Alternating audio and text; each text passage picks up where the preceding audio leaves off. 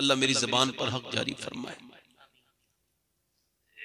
हुजूर की वालिदा और वालिद दोनों मक्के में।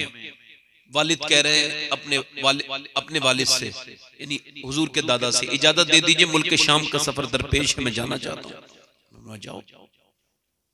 सफर हुआ मक्के से, आप मुल्क शाम गए, वापसी में मदीना रास्ते में पड़ता था, मदीने में रुक गए।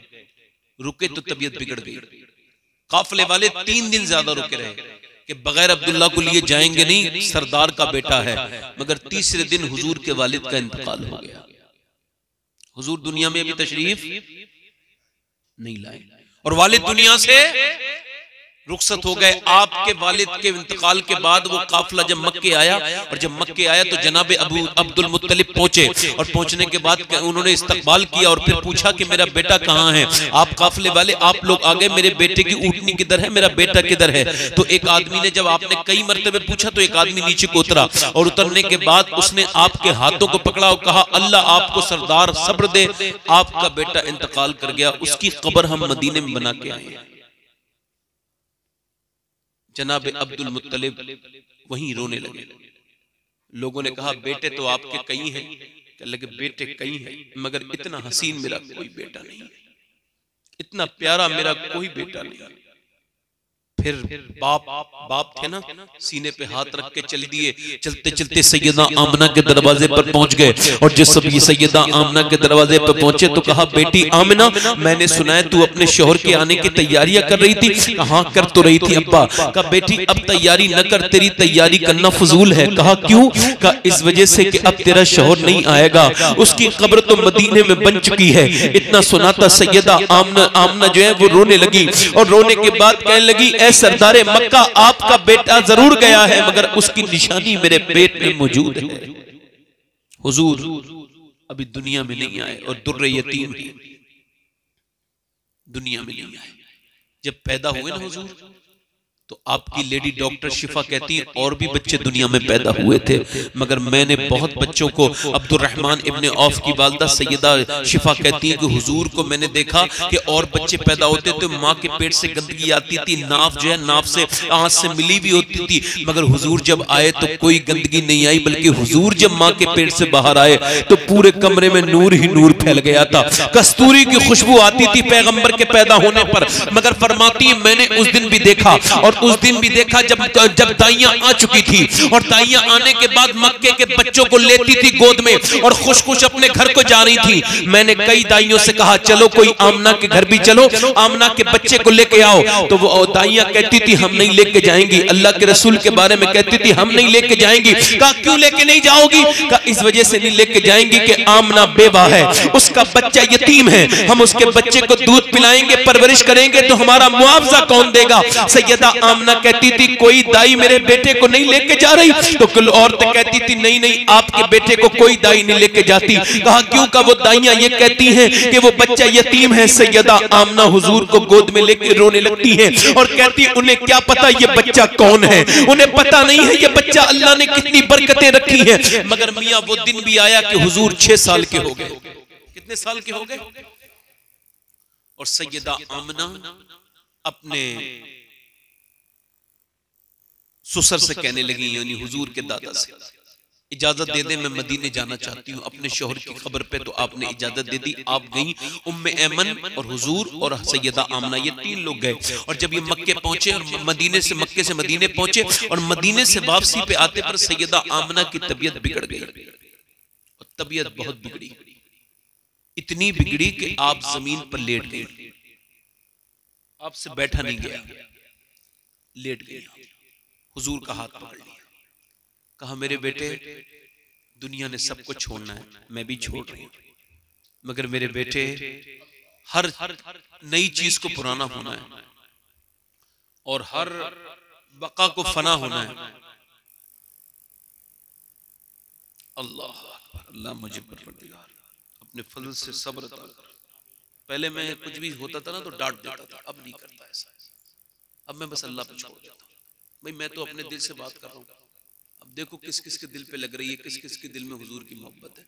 मैंने बड़े बड़े ऐसे इंसान को जिस देखने में सही नजर नहीं आता, मगर मैंने उसे हुजूर की मोहब्बत में रोते हुए देखा है।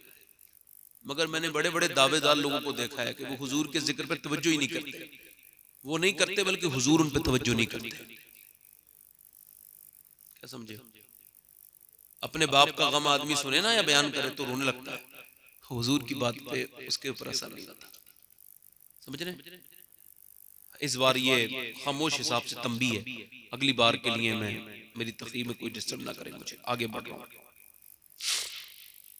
मैं सालारपुर को अपना घर समझता हूँ, ये मेरी तकरीर की जगह नहीं है कि मैं कोई मुकर्रिर बन के आया हूँ, मेरा घर है। इस वजह से बात जो है ना वो वहाँ पहुँचाऊँ।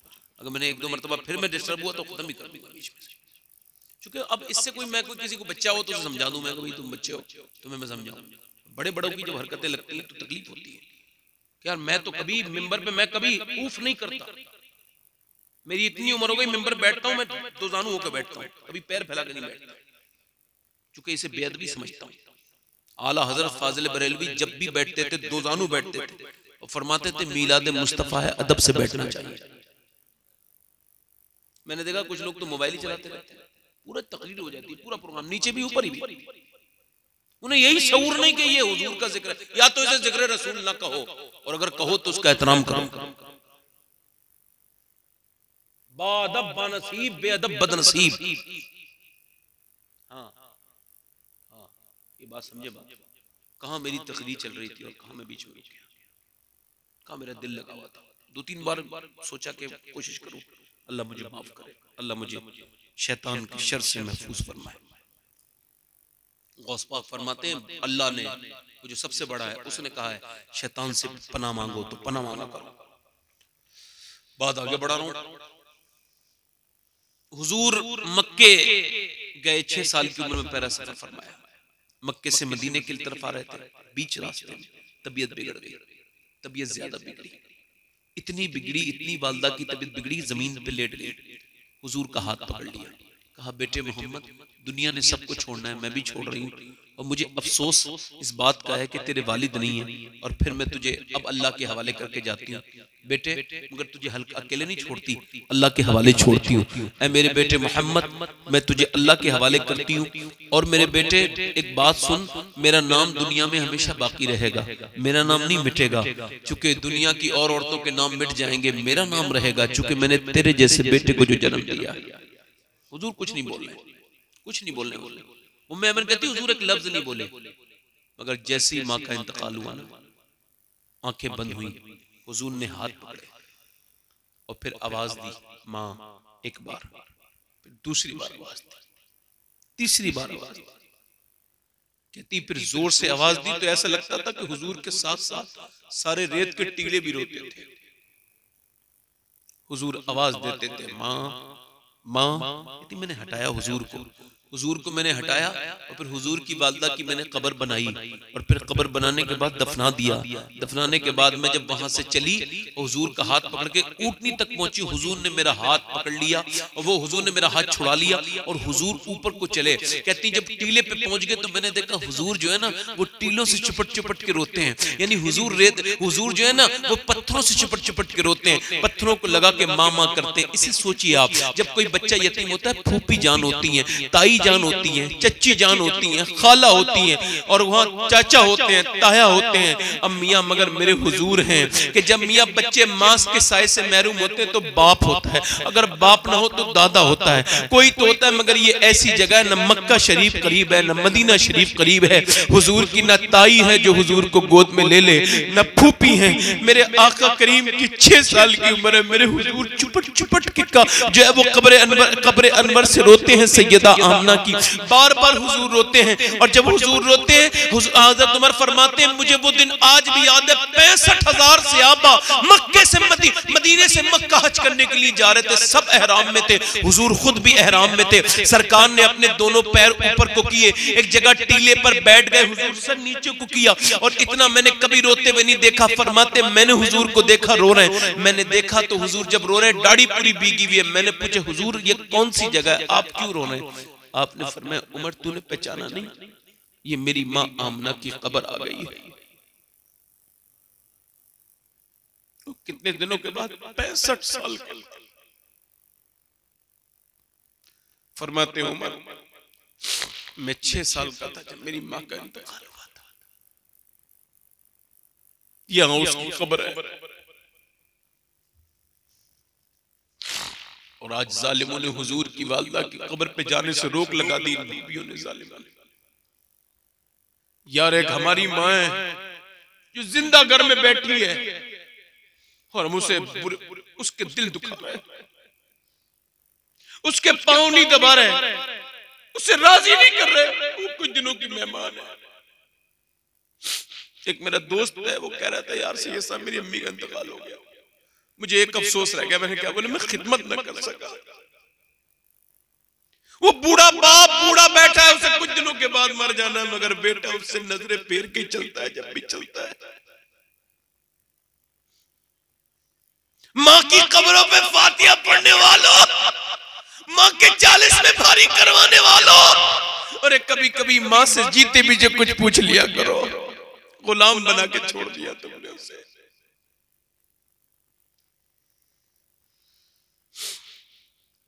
समझ रहे हो मेरी बात को? नहीं, ये तुम्हारा नबी है जो अपनी माँ की कब्र से 61 साल की उम्र में चिपट के रो रहे हैं। 55 साल के बाद माँ की कब्र देख ली तो हुजूर की सिस्कियां बन गई। और एक हमें जो माँ के जीते जी उसके साथ नहीं है। कैसे उम्मती है? पीरों के पास जाने वालों, मजारों पे हाजरियां की झाड़ू लगाने वालों, चादरें चढ़ाने वालों, मैं कहता हूं हज पे जाने वालों, तुमसे भी कहता हूं अगर तुम काबे का गिलाफ पकड़ के मर जाओ फिर भी कुछ नहीं मिलेगा, क्योंकि सबसे बड़ा पीर अगर कोई है तो वो कोई और नहीं है, माँ बाप पीर है। माँ बाप पीर है। यार पूरी कायनात में मेरे नबी से बड़ा पीर कौन है? रहनुमा कौन है? और हुजूर अपनी वालदा की कब्र से चिपट कर रोते हैं। सुभान अल्लाह, बोले यार सुभान अल्लाह। कोई है तुम्हारे नबी की तरह? है कोई? मगर यार देखो तो बचपन हुजूर का, उम्मे ऐमन कहती हुजूर को मैंने कब्र से हटाया, बड़ी मुश्किल से कहते, फिर ऊंटनी पे बिठाल के जब मक्के तक चली तो मक्के तक रोते रहे, और जब जैसी मक्का आया जोर से रोने लगे, और जब दादा आए कहने लगे मेरा बेटा रोता क्यों है, मेरी बहू कहाँ है? तो मैंने कहा आपकी बहू का तो इंतकाल हो गया। तो दादा ने गोद में ले लिया और पेशानी को चूमा, आंसू पोंछ के कहने लगे मेरे पोते तू अभी अकेला नहीं है, अभी तेरा सहारा तेरा दादा मौजूद है। मेरे लाल नाम मोहम्मद ना रो मेरे बेटे। हुजूर और चुपते जब दादा की आगोश आई तो फिर मामा करके बोलते तो नहीं थे मगर शिकायतें पूरी कर रहे थे। दादा बीच रास्ते में माँ का इंतकाल हुआ है। अल्लाह अकबर। दादा ने उम्मे ऐमन को हुक्म दिया ख्याल रखना मेरे पोते का, मेरे पोते का ख्याल रखना। हुजूर कहते हैं उम्मे ऐमन मेरी दूसरी माँ है, मेरी माँ आमना के बाद उसने मेरा ख्याल रखा है। उसके बाद 2 साल के बाद जब दादा का जनाजा अमीर मक्का का निकलता था तो एक बच्चा, तारीख इब्ने हशाम ने लिखा है, एक बच्चा काबे से चिपट के रोता था। ये कोई और बच्चा नहीं था, ये मेरे हुजूर थे, ये मेरे सरकार थे जो काबे से चिपट के रोते थे। अब चचा ने उठा लिया, जनाब अबू तालिब ने घर को ले गए, और जब घर को ले गए ना मुसलमानों सुनो, तो अब हुजूर के बारे में मक्के के लोग क्या कहते हैं, ये तो यतीम है, मोहम्मद तो यतीम है, मोहम्मद बेसहारा है, मोहम्मद यतीम है। और यतीम को बुरा समझते थे, मगर एक दिन अल्लाह को दिखाना कुछ और था। एक दिन ऐसा हुआ कि कैस साली पड़ने लगी, बारिश बहुत जमाने से नहीं हुई। मक्के के लोगों ने कहा अगर बारिश नहीं हुई ना तो हम मर जाएंगे। जानवर मरना शुरू हो गए तो लोग अबू तालिब के पास गए, कहने लगे आप दुआ करो, आप जो सरदार मक्का हो। तो आपने फरमाया मेरी दुआ तो कबूल नहीं होगी, मुझे लगता है मेरे भतीजे की हो जाएगी। तो कुफार मक्का कहने लगे यतीम की दुआ कबूल हो जाएगी? यतीम तो वैसे ठीक रहा, खामोश, जबान बंद कर, तुझे पता नहीं ये दुर्रे यतीम है, ये कौन है तुम्हें पता नहीं है। नबी पाक को गोद में ले लिया और काबे की दीवार सजा के लगा दिया और कहा ऐ गोरी रंगत वाले, वो उजले चिट्ठे चेहरे वाले, जरा दुआ तो कर दे। मेरे नबी ने मुस्कुराए। और सलारपुर वालों, जब आमना का बेटा मुस्कुराता है ना तो खाली आमना का बेटा नहीं मुस्कुराता, पूरी कायनात मुस्कुराने लगती है। हुजूर ने जब दुआ की है ना, तो सरकार ने दुआ नहीं फरमाई, उंगली का इशारा किया, और जैसे ही इशारा किया है बादल दौड़ते हुए आए और आसमान पे काले रंग की घटा छा गई। इतनी बारिश हुई, इतना मेघा बरसा, ऐसी मूसलाधार बारिश हुई कि कुफ्फारे मक्का भीगते जाते थे और कहते जाते थे, अरे मोहम्मद यतीम बन के पैदा नहीं हुआ, बल्कि यतीमों का सहारा बन के पैदा हुआ। नारे तकबीर, नारे रिसालत, मुसलके आला हजरत सरकार की आमद। यार हुजूर की जिंदगी को देखो, जालिम अपने घर का कूड़ा हुजूर के घर के सामने रख जाते हैं, अपने घर का, कभी डंडे से मारते हैं, कभी पत्थर से मारते हैं, कभी गालियां देते हैं मेरे हुजूर को। और तुमने कौन सी परेशानी देखी? एक दिन हुजूर नमाज पढ़ रहे थे बैठकर, सियाबा को हैरत हुई, हुजूर को कभी बैठ कर नमाज पढ़ते नहीं देखा, कभी नहीं, आज तो बैठ के नमाज अदा फरमा। सियाबा आगे बढ़े, कहने लगे हुजूर हमारे माँ बाप कुर्बान हो जाए, आप बैठ के नमाज पढ़ रहे हैं? आपने फरमाया हाँ बैठ के नमाज पढ़ रहा हूं। कहा क्यों?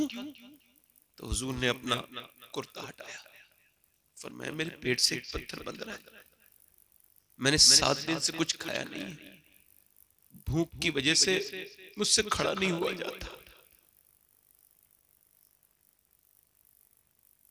यार कितनी कितनी तरलुक में खाए हमने, वो फाके रह के हमारे मेरे नबी ने शुक्र अदा किया, और हमने कितनी रोटियां खाई, कितने गोश्त खाए। सोचो तो जरा, गौर तो करो। जिसके खुदा खाया किया, फरमाने हक डाला किया, शर्म नबी खौफे खुदा, ये भी नहीं वो भी नहीं, कुछ भी नहीं है हमारे पास, बस ऐसी खाली बर्तन बचता रहता है, आपस में झगड़े करते रहते हैं, मैं तुझसे बड़ा तुम मुझसे बड़ा। कितने बड़े कब्रिस्तानों में तुमसे ज्यादा हमसे ज्यादा है। जो वो बड़े बनते थे, जो अपने आप के पंचायतों में लोगों को जलील करते थे, आज कब्रों में जलील हो रहे हैं।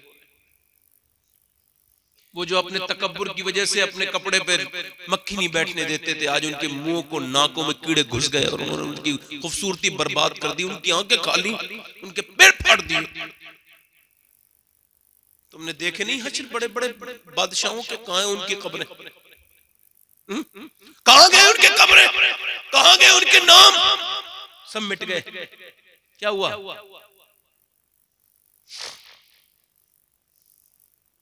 समझ रहे हो भाई? और एक बात और बताऊं, इतना छोटा जलसा था तो इतनी देर में नंबर आया मेरा। अगर जलसा थोड़ा और बड़ा होता तो मुझे लगता है शायद फजर की नमाज के बाद ही आता नंबर। ये हंसने की बात नहीं है, सोचने की बात है। जल्दी करवाया करो ताकि लोगों को दिक्कत ना हो। अब वो वक्त नहीं रहा, अब दुनिया बदल रही है। बस आखिरी बातें मेरी 2-3 और सुन लो। कहो तो कर दूं या खत्म कर दूं? बोलो 2-3 मिनट और बोलूं या खत्म करूं? नहीं 1 घंटा हो गया, अब थोड़ी देर ही और बोलूंगा, बस 5-10 मिनट। मैं यही कह रहा हूं भाई, आज के बाद सब कुछ करना का, मगर नाशुक्री और फिर जिनसे नाशुक्री करते हो वो तुम्हारा भला भी क्या कर देंगे। अरे जिनके सामने रोते हो वो तुम्हारी इज्जत खराब करेंगे, है ना? कोई बात नहीं, आना जाना। वो असल में ये समझ रहे हैं, तो जेनेटिक्स ही आए हैं ये लोग, ये समझते हैं। नहीं ये जो मैं सही बता रहा हूं आपको, हाँ ऐसा नहीं है भाई। मेरी बातें अगर अपनी होती ना तो मैं आपको कुछ नहीं बना। हुजूर की बातें अगर इन्हें नहीं सुनोगे तो सुनो किसकी? बताओ, या इतनी देर से बैठे हो आप, मैंने कोई फालतू बात की है? बताओ आप मुझे, कोई मैंने फालतू बात की अब तक आपसे? फालतू बात नहीं करता मैं। मुझे अल्लाह को हिसाब देना है, इसका हिसाब होगा मुझसे। ये जहां बैठा हूं ना, इसका मुझसे हिसाब होगा, और आपसे वहां बैठने का होगा, सबसे होगा हिसाब। किसी को नहीं छोड़ेगा वो हिसाब लेने वाला, सबसे हिसाब होगा। नौजवानों से बस आखिरी बातें कर ले। नौजवान जो आजकल मोबाइल में लगे ना, हैं, जितनी देर मोबाइल में, वो चुप के बैठ के एक जगह नाली के, रात में देख लो, दिन में नाली के करीब भी बैठा हुआ मोबाइल ही चला,